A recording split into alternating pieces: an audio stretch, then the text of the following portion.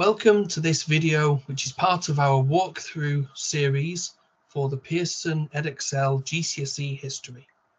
We've already released two videos on paper 1, section A and section B. In this video, we're going to turn our attention to paper 2, the British Depth Study. My name's Ben Armstrong. I'm a subject specialist with Pearson Edexcel, and I specialise in GCSE history. I also have with me Katie Matthews. Hi, I'm Katie. I work for Harris Federation and I work with thousands of students across London as a deputy lead history consultant for the Federation.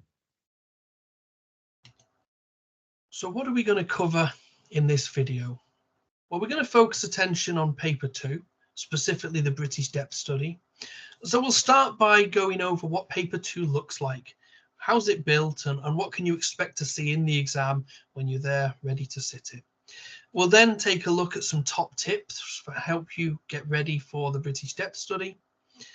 And then we'll look at the questions themselves in depth. How can you answer those questions? And towards the end of the video, we'll give you some really good suggestions for revision that'll help you get ready for the exam.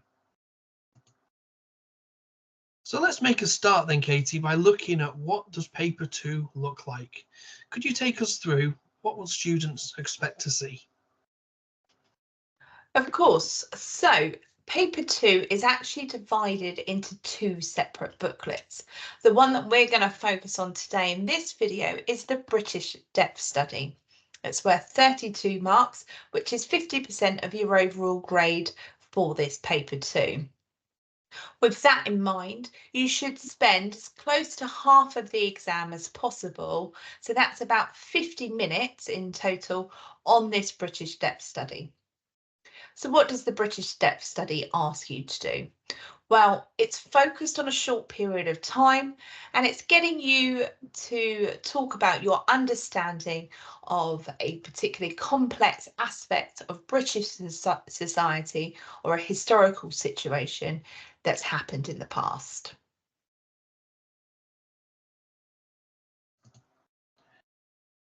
So what should students expect to see when they're actually in the exam?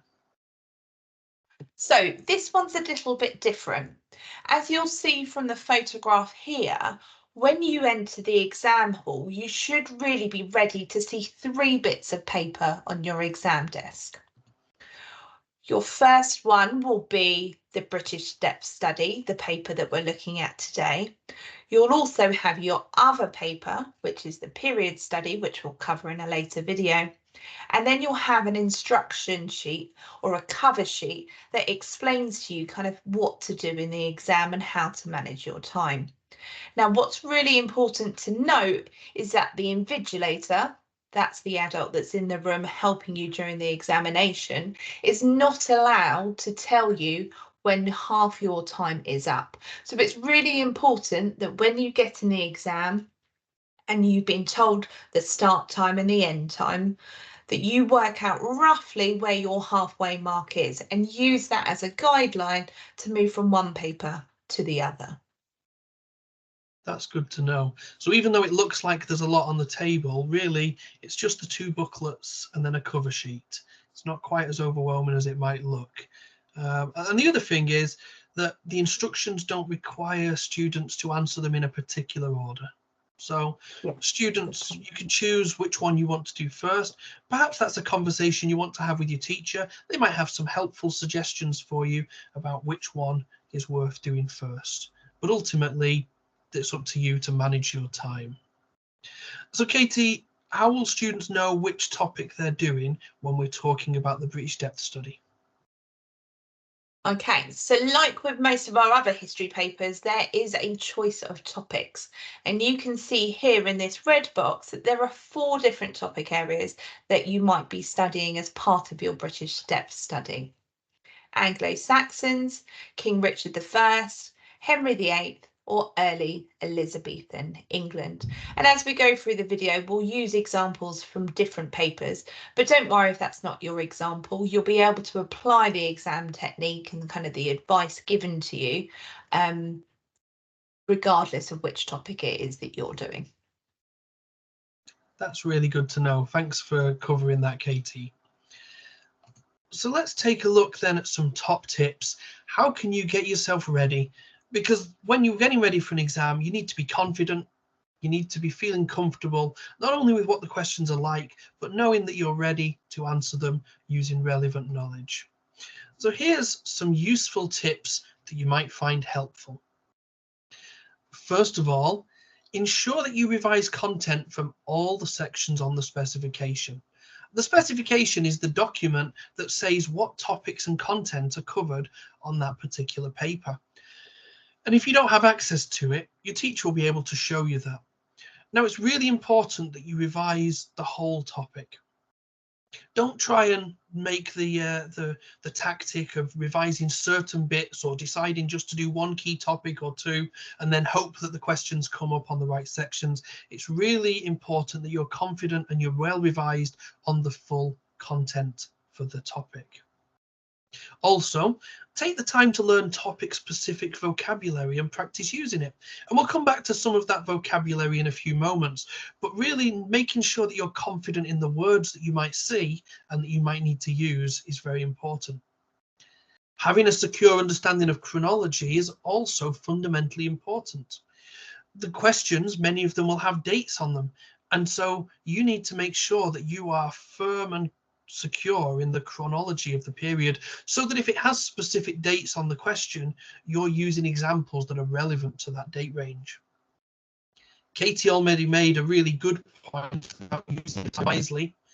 That applies, as Katie said, to dividing your time between the two booklets, the period study and the British depth study, but it also applies within the questions in each of the booklets. So on this British depth study, don't spend too long on question 1A. Even though you'll want to make sure you write a good answer, it doesn't need to be a lengthy answer, and you'll need the time for the longer answers later in the booklet. In particular, you'll need to make sure you have enough time to write a full answer to the essay question. It is worth half the marks on the depth study paper, so sacrificing your time and not finishing that answer could really affect your marks. Having said that, we also encourage students to write something for every question, even if it's just your general knowledge. Of course, it might be that there's a question which catches you by surprise. It might not be an angle you're expecting, but it's still better to try and use your knowledge to make even a general answer using your knowledge about the topic than to leave it blank. After all, even a simple comment may well be awarded mark, and every mark counts. As you answer this is a knowledge-based exam. So you need to show your depth of knowledge. You can do that by including specific evidence when you can. So that could include using names, dates, statistics, events, or other precise information to support your answers. And you might hear this a lot from your teacher, but we really do mean it. Past exam papers for practice are a great way of getting ready. You can also ask your teacher for feedback. History teachers are more than happy to get answers, homeworks, practice answers off you and to give you feedback, because your teacher really does want to help you succeed and reach your potential in this exam. So why not use the resources that are available to you? Another top hint is to make sure that you're confident on how the key topics fit within the chronology. This paper is a little different to the chronology of other topics. Paper 1, for example, that big thematic study, has 4 time periods and they run one after the other. Paper 2, the period study, is also chronological in the sense that the key topics run one after the other. The British depth study is a little different in that key topic 3 doesn't fit after key topics 1 and 2. It fits in the same time frame as the earlier topics. So, for example, Anglo-Saxon and Norman England. Well, key topic 1 goes to 1066, but then key topics 2 and 3 both cover 1066 to 1087. So it's really important to understand that those events in key topic 3 are happening at the same time as some of the events in key topic 2. Similarly, in Henry VIII and early Elizabethan England, the key topic 3 covers the entire time span, which is covered in key topics 1 and 2. So again, having that chronological understanding of this key topic 3 will be really important to making sure that the dates don't confuse you in the exam questions. We mentioned a little earlier the importance of being confident with the vocabulary that you might expect to see.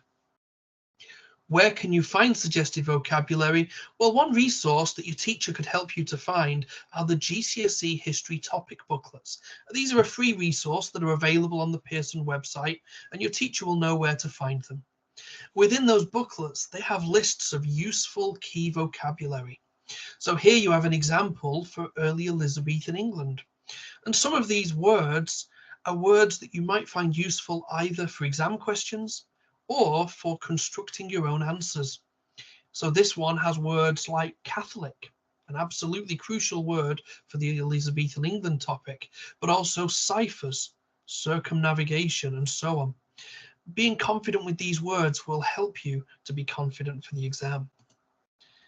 Here, you've got the list for early Elizabethan England, but also Anglo-Saxon and Norman England, just to show you really that the key words are different. It isn't the same vocabulary for different topics.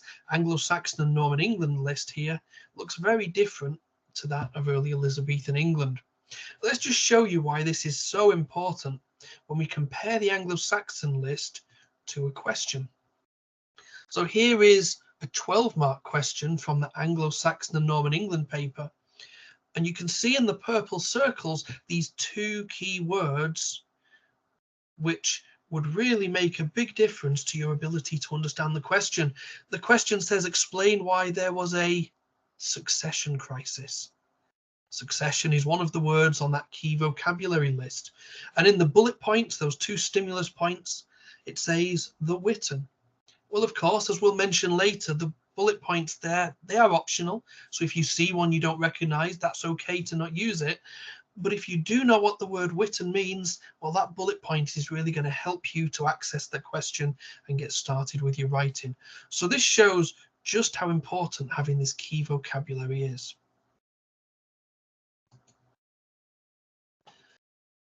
Let's turn our attention now to the paper itself. What do the questions in the British depth study look like? What will you be expecting to see? Here's a key overview of the three questions. You'll notice that they're labelled 1A, 1B, and then 1C, whether you have a choice of option 1 or 2. Question 1A is a describe two features question. If you've already seen the paper 1 video, you might already be familiar with this question. It's worth 4 marks, so we'd estimate that you take about 5 minutes on this question. You certainly wouldn't want to spend a lot more time on this so that you might run out of time before the longer questions. Then we have a causation question which starts explain why. That's worth 12 marks, so we would estimate that perhaps 20 minutes might be an appropriate amount of time to spend on that question. And then the judgment question. This is a bit again like the one that we've mentioned on the paper 1. It's a judgment essay which will relate to a particular concept like causation, consequence, change and continuity, significance or similarity and difference. And it will consist of a statement, and then you'll be asked how far do you agree. Now this is worth 16 marks. By far the greatest proportion of marks on this paper, and so that's why we estimate that it would be worth spending about 25 minutes to do a good job on this question. So let's now take a look at these questions in a little more depth and break them apart a bit. Katie, perhaps you could take us through the first one, 1A, two key features. Of course. So this is question number 1 that you will come across on the paper. As Ben said, it's describe two features of a specific topic from your specification. Now, the specification, just to remind you, is that document we keep talking about that's got the list of what content, knowledge and understanding you need to have for this topic, and your teacher will be able to help you find it if you haven't got it already. So the examiner is looking to see what you know about the topic that's given in the question. You need to describe 2 features, adding an extra point of information to develop each one. So what is a key feature? Well, you need to be specific to what's being asked. So it might be some information about what it is.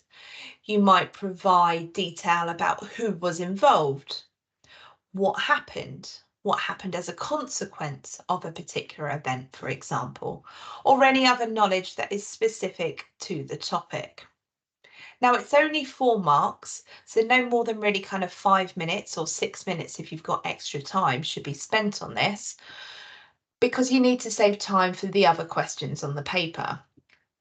Also, if you were to open it and have that kind of brain fog moment and not know what to write, don't panic as well. Come back to it, leave it for the time being, move on to the next question, and then come back at the end of the exam if you've got more time. Let's have a look at an example then. So this one here is from the Henry paper. Describe 2 features of Elizabeth Barton's opposition to the Reformation. It puts 2 in bold just to remind you of how many you have to do, and you get a writing frame as well that shows you the number of lines that you need to use as a guideline. So feature 1 here, this student has put, believed that Henry should not get a divorce. Feature 2, had a vision from Virgin Mary, so people believed that it was true. Now this student obviously has focused on the question. They've talked about opposition to the Reformation, and it's directly linked to Elizabeth Barton. But what they haven't done is provided additional information. So you can see the part in blue is underlined because the student has given 2 key pieces of information. But what they need to do is just take it a little bit further and ensure that each key fact is backed up with supporting evidence. Therefore, this student would only have got 2 marks at level 1. If we look at another example from Henry, same question, you might want to pause the video and have a read through this answer, and then we'll go through it.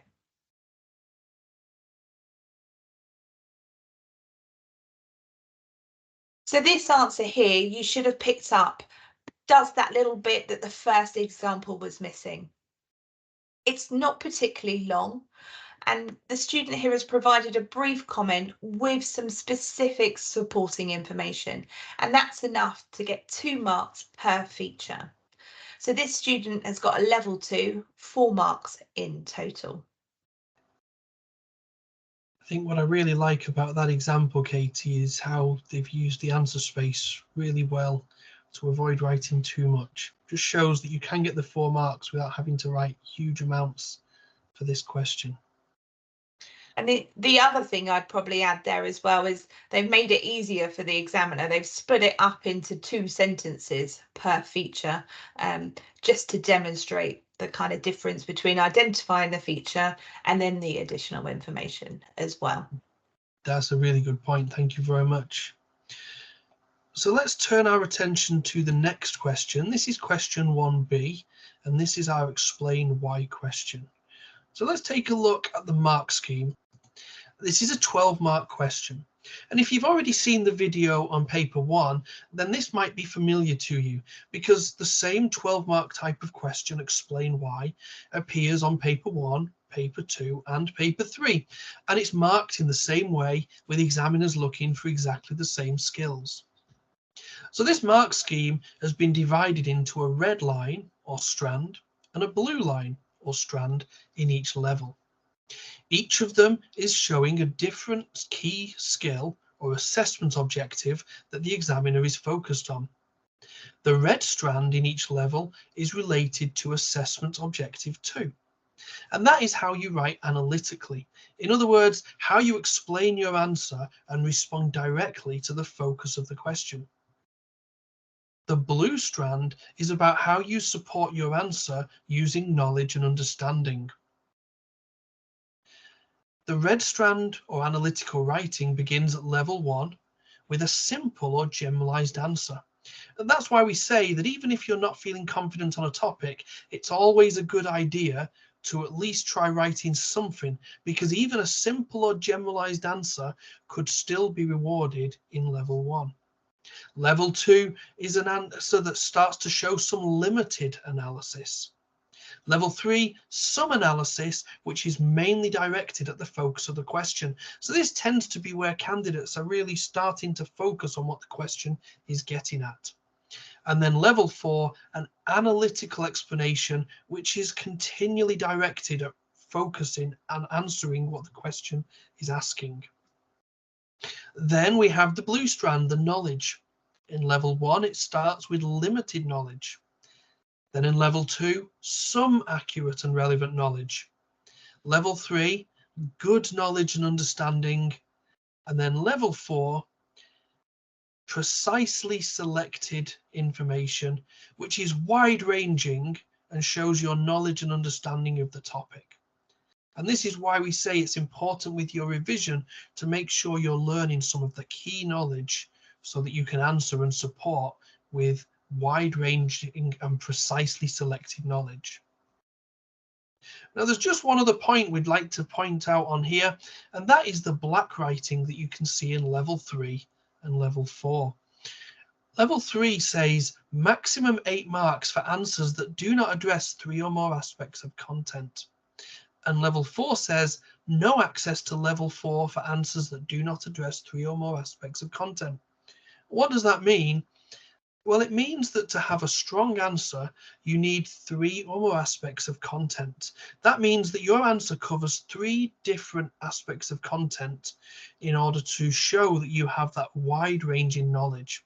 So when you are revising, it's always important to think, do I have 3 different aspects that I could use to answer this question? If not, it won't be possible to get into the highest marks for this question. So Katie, now we've seen the mark scheme, perhaps you could show us what this question looks like and how students might break it down. Of course. So, what is the question asking? Let's take this example here from the Elizabeth paper. Explain why treatment of the poor changed in the period 1558 to 88. Explain why. So what that is asking you to do is essentially tell the examiner, why did it happen? You need to focus on the causes of something.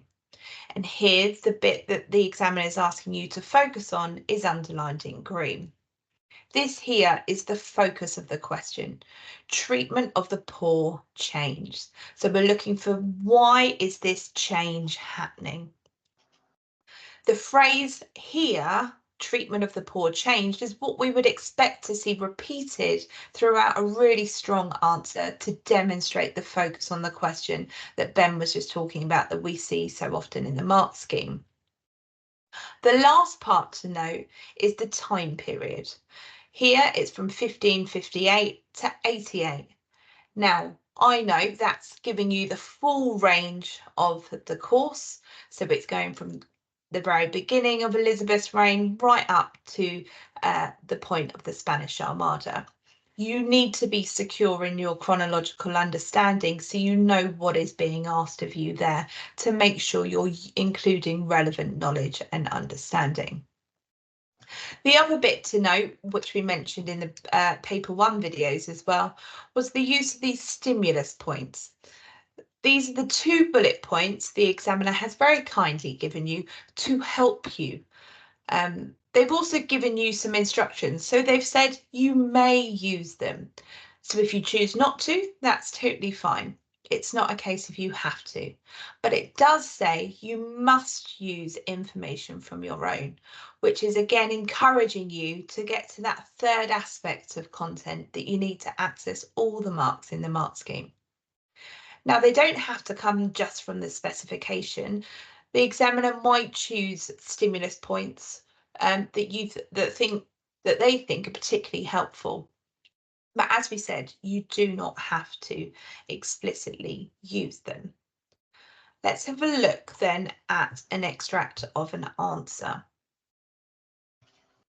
It's for the same question. Explain why the treatment of the poor changed from 1558 to 88.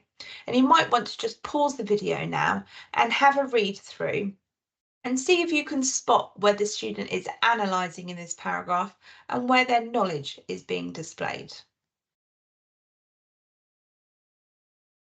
So the student begins with a good focus on causation, one reason. So that's indicating to me already that they've kind of understood what the question's asking. The part in green is underlined, that demonstrates some focus on the question. And this bringing back to was due to the introduction of poor relief. So there is some analysis going on at the beginning of the answer here. But what the student then starts to do is describing the changes that happen. So they lose the focus on what the question is actually asking. The question is asking, why is that change happening? Not what did Elizabeth do to change treatment of the poor? So there's a real difference in there. So you need to really spend time planning your answer and unpicking what the question is actually asking you to do. Let's look at a slightly stronger answer then.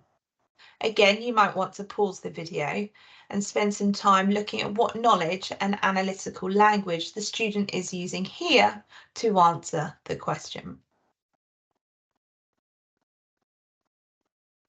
Now, you can see from the amount of red underlining I've done here that this student is really being a lot more analytical. They begin in a very similar way, one reason why, and then they focus on the question of treatment of the poor. But they come back to this analysis throughout their answer, increasingly recognise that not all poor people were lazy and needed help. The government decided to help the poor. So there's that focus again on causation. It was a realisation that being poor wouldn't stop with corporal punishment or because of, therefore. And it's some of those phrases that we need to see more frequently in our answers in order to get up the mark scheme. As I mentioned, they begin really focused on the question by reiterating treatment of the poor changed. But what this student also does really successfully is come back to the question at the end of the paragraph. And that's often a feature we see with much stronger answers, that sustained focus on the question throughout. So this would be a really good example to be following. Thanks for showing that. That's good to see. And obviously we've only got part of the answer here. There'd be other parts of the answer that haven't been shown. You can tell that because it says one reason why. But I think just pointing something else out, Katie, it really does stand out to me that this student must have done some planning. The fact that they've started with one reason and they've focused on the question, they really must have done a little bit of planning and thinking before they started writing.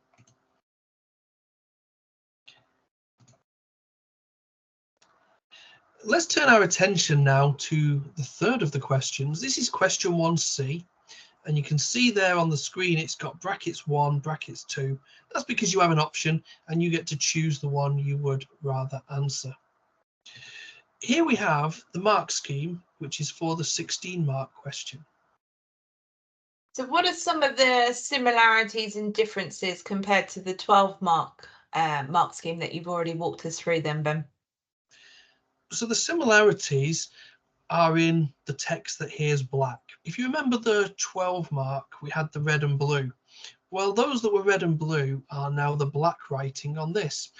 And they're looking for exactly the same assessment skills as we wanted on the 12 marker. So the AO2, that first one, that's how you write analytically. It starts with a simple or generalized answer. So once again, better to put something down than nothing at all. Then we have limited analysis, some analysis, and an analytical explanation, which is directed consistently at the focus of the question and sustained. And then the knowledge, again, level 1 starts with limited knowledge, then level 2, some accurate and relevant knowledge, then good knowledge and understanding, and finally, precisely selected knowledge, which is wide ranging. So in terms of what we saw on the 12 marker, many of the skills are exactly the same. The difference is in the green text. This is where those extra 4 marks come from. The green text is about making a judgment, because this 16-mark question is going to ask you how far you agree with a statement. And so this is where the extra skill is shown, because you need to make a judgment. Do you agree or not? So in level 1, well, it says the overall judgment is missing or asserted.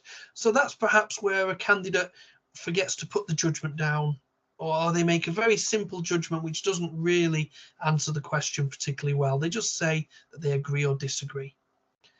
Then in level 2, we start to see a judgment being made, but perhaps it's insecure. Level 3, we're going to see some justification and some criteria. And then in level 4, justified criteria is used and applied in the answer to make an overall judgment. Now, we don't have time here to talk in detail about criteria. If you've already seen our paper 1 part B video, then we spent a bit of time in that video explaining criteria. In very basic terms, criteria just means having a good reason to support your judgment. What is your basis for saying something was, for example, more important, or changed to a great degree, or was more similar or more different? What is your reason for having reached that judgment? I suggest that you go back and watch the paper 1 section B video to get a little more information on criteria in judgment. So Katie, could you take us through then some top hints so that students feel confident on approaching this question? Yes, absolutely. So my number 1 top tip always for these extended writing, especially the judgment essay, is to plan before you begin. I definitely couldn't even think about just putting pen to paper and start writing without a plan, because what that enables you to do is really take some time to think about what 3 aspects of content you're going to explore and what your judgment really is. You might then think, oh, well, that paragraph might be stronger than that one. I'll begin with that one. And it just really helps you kind of formulate your ideas, and just really comes across much better in your essay writing. What else you need to do is you need to demonstrate a real depth of knowledge and 2 or 3 bits of evidence in each paragraph where possible. That might be references to specific events or something that happens as a result of whatever it is that the question's asking you. Make clever use of connectives is an advice from the examiner. They want us to include kind of a sense of debate, and I'll talk more about that in a moment. But making sure you've got that kind of language in your answers. Alternatively, on the other hand, rather than another reason why, that's not what we're looking for in this particular question. And also when you're forming a judgment, as Ben said, using criteria to help you with this. Think about what kind of criteria you might use. So for example, it might be the short or the long-term impact of something, to go with kind of causation and consequence style questions.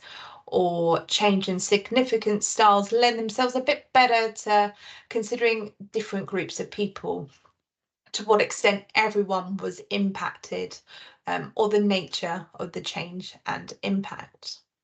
So just a few top tips there. So then when we actually dive into the question, well, what's it going to look like and what do we need to do? So it will always have a statement. Here, the statement is, the main reason why Wolsey fell from power in 1529 was opposition from the nobility. How far do you agree? Explain your answer. So how far do you agree means that you need to make a judgment. Do you think the statement is right? And we want you to be confident when you're writing your answer. You'll need to explore both sides of the argument, but ultimately you do need to make a judgment, and the strongest answers sustain that through their answer. You need to make sure that you're focused on the question, and if you can, really pick out what it's asking you to do. So here it's asking you for causes for Wolsey's fall from power. And this is the phrase that we should really see kind of repeated throughout stronger answers. Again, watch out to see whether there's dates or a particular period that the examiner wants you to look at.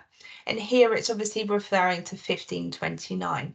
So you're going to look at events that are leading up to that point because we're looking for causes. So just making sure that you've identified. Right, so now you've understood the question, you've kind of worked out what it's asking you, you've done your plan, then you're going to think about writing. So how do we convey a sense of debate? Well, as I said, you need to use clever use of kind of connectives. So when crafting it, you want it to have that sense of debate, and you need to remember you are arguing if you think the statement is correct. So language you might want to use to show that you disagree might be things like alternatively, however, yet, on the other hand, whereas, and your teacher can give you more examples as well. If you're agreeing with the statement in certain aspects of your essay, you might say likewise or similarly or in the same vein even, and you can get a lot more kind of creative. And don't forget your English language skills can also apply to history in this sense as well. And then when you're concluding, whether you're concluding kind of throughout or whether you're writing your full conclusion at the end, you might be saying in summary, ultimately, to demonstrate that you're making a judgment there. So what does the overall essay really kind of look like for this 16 marker? So we've taken this section here from the examiner's report just to give you a general idea. So say that Wolsey question, why did he fall from power?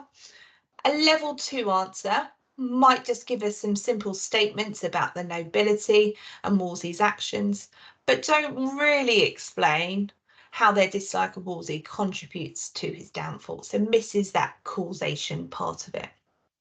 A level 3 student might produce kind of a typical agree, disagree approach and explain some of the detail, but doesn't really go into kind of analyse the significance of it. Whereas at a level 4, a student who has most likely planned their answer is using a sustained judgment throughout their answer. They're analysing the different factors that led to Wolsey's fall. They've really understood what the question is asking them to do, and they're using a wide range of specific knowledge and understanding to demonstrate the points they want to make. They might also have been using kind of criteria to make their judgments, such as kind of the long-term cause or a trigger cause, or weighing up Wolsey's kind of personal failings against, say, the nobility. So that's doing a lot more kind of complex thinking there, but definitely probably would have needed a plan to be getting to that level 4. Anything in there that you would add, Ben? I think really getting that sense of a line of reasoning is really important. And you did touch on that. For the strongest answers, rather than just saying, well, these are different factors, or these are different reasons, or these are different impacts, depending on the question, trying to use the language to link them together and show throughout the answer whether it's more or less important or more or less significant than something else really helps by building towards a judgment at the end which is convincing, rather than it just looking like a judgment that's been tagged on the end which doesn't match with the rest of the essay. Having mentioned judgments, they are something that students sometimes find difficult. So could you perhaps show us then how students can develop a more convincing judgment, Katie? Absolutely. So I've included 3 different examples here of the types of judgments we typically see. So again, these are based on that Wolsey 16 mark question. And we can see here, if you just pause your video, have a moment to read through them, and you should see how one goes from kind of a weaker to a stronger argument. So the student in the first example, in conclusion, the Boleyn family was the biggest reason why Wolsey fell from power. A judgment is there, but it's pretty insecure. By no means am I convinced as an examiner as to why this student has really kind of picked up on that being the main cause. The second one, I somewhat agree. What this student has done here has not really convinced me that they are secure in their judgment. They've sat on the fence in particular. They've understood that there's more than one reason why it happened and has included them. Now, the last answer, you can still see that it's not by any means kind of a lengthy answer. The student is a lot more convincing. It picks up on Wolsey's failed foreign policy as being really important in his downfall, but compares it to some of the other factors in leading to his downfall and ultimately reaches a really solid conclusion that therefore it was the main reason. Is there anything that you'd add in there, Ben? I think just to point out again, and I know we keep talking about planning, but students sometimes don't realize how important it is. And with planning, students might think they're watching the clock tick away and they think, but I've only got 25 minutes for this question. I'd best use all my time for writing. But to write a good judgment like that last one there, that student really had to know where they were going from the beginning of the answer. So I think when we see a judgment like that, we nearly always know that that student must have put some time into their planning at the beginning, and it's always worth the time. Absolutely. So hopefully you're feeling a little more confident on how this exam paper works. You've seen the different questions. Hopefully with our explanations and seeing some of those parts of answers, you're feeling a little more ready to face the challenge of the exam. But what about your revision? Revision is so important.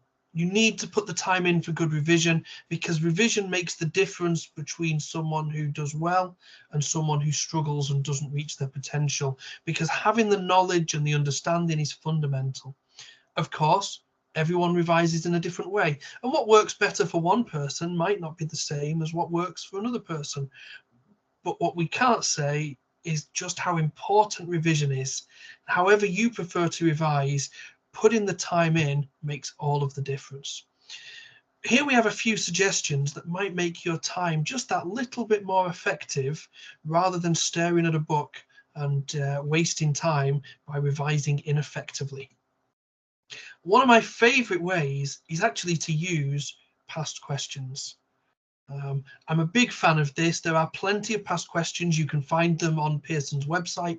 You can find them in textbooks and revision books if you have access to those.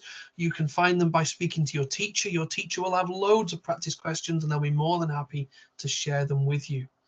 But one thing I really like to do, as well as just practicing the question, is you can actually test yourself out by playing around with the question a little bit. So take a look at this. This is from the Elizabethan option, but you could do exactly the same with any of the topics. We have a question here. It says the revolt of the Northern Earls was the most significant challenge to Elizabeth's rule in the years 1569 to 86. So first you can check if you understand the question. You could look at the 2 bullet points, or those 2 stimulus points, and check, do you know who the Earl of Northumberland was? Do you know what Babington's execution is and what the connection is to the question? Then what you can do is you can test your chronological knowledge by changing the dates on the question. You see, changing the dates on that question would actually change what is relevant, because that question was set for 1569 to 86. But what if we went earlier? What if we changed it to 1558 to 1569? Well, now you'd need to compare the revolt of the Northern Earls to different factors. Or what if we went for a longer period, 1558 to 1586, which, if this is your topic, you'd know would miss out the Spanish Armada. Or if we went for the full period, 1558 to 1588, which would open it up. By changing the dates in the question, that is a great way to test whether you are confident in the chronology of the period. Or change the first bit. Instead of having the revolt of the Northern Earls was the most significant challenge, well, Why not put something different in? Mary Queen of Scots or the Spanish Armada. Change the question by dropping something else in and see if you could still answer the question.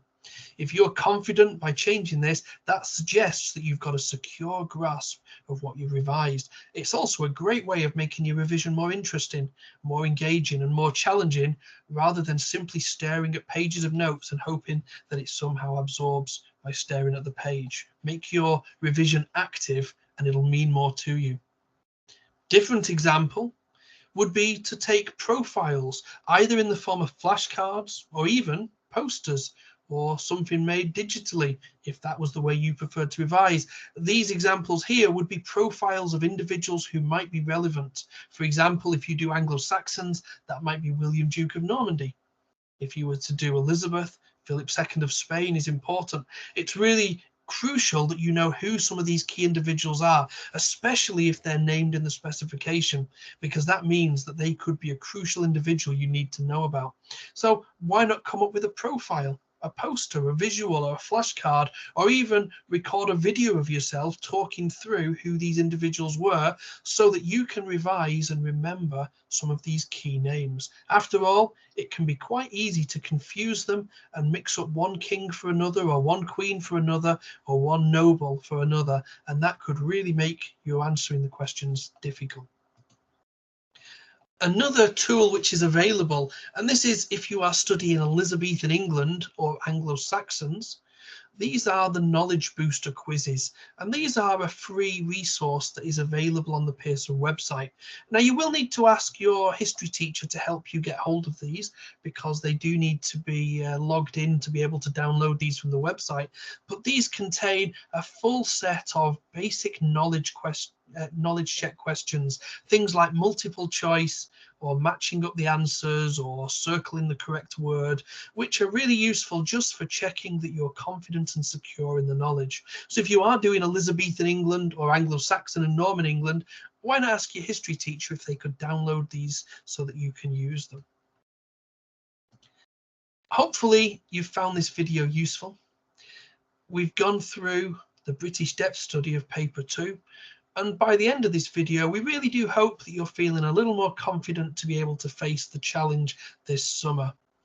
Please take the time to watch the other videos covering paper 1, the period study of paper 2, and also paper 3, because we want you to be ready for your exams this summer.